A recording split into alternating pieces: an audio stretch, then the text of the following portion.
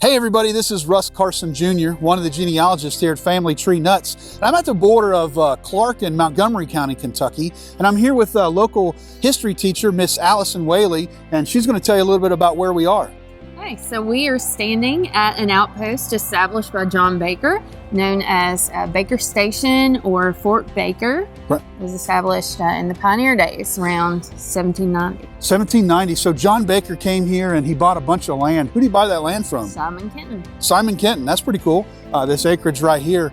And I guess right around here they had a fort and there's several cabins, there's a spring, you can see. Yeah, you see that's the pond right back there is a spring right there. And they built multiple cabins and planted some crops. And in late 1790, what happened?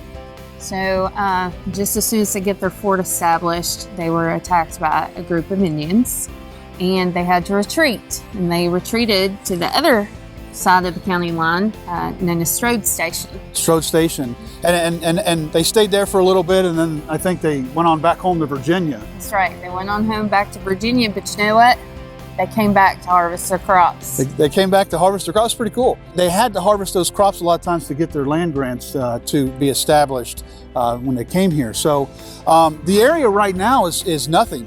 It's just that we're in the middle of a cow field, like so many other pioneer areas. But they never did come back. The people that were here after the Indian attack, where several people were killed, they never did come back. What happened then? But he did donate his land, about 66 acres, John Baker did, to build the city of Winchester. Cool. So they didn't come back to this spot, but they went and came back a couple of years later. And I don't know if he's the father of Winchester, but he's the He made it happen. He made it happen. He donated 66 acres to found Winchester, Kentucky.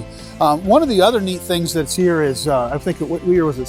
1832? 1832. This area was visited by Andrew Jackson, our president. Andrew Jackson. Yeah, Old Hickory, you said. And Old I think Hickory. One of your sons' name's Jackson. Jackson. Was he named after General Jackson? He sure is. Awesome. And good he's deal. Stubborn. He's stubborn, just like Yes, he's an Old Hickory. Old Hickory. And the location that we're at right now is, I think we clocked it exactly 1 mile from somebody else's. Mm-hmm. John Bell Hood's home. One of them is just a little bit down the road. One of the Confederate generals, John Bill Hood, his home was 1 mile down the road. So where we're at is we're about 100 yards off of Route 60 between Winchester and Mount Sterling. And it's one of those off the beaten path locations here in Kentucky that very few people know about. Yes, so people drive by it every day.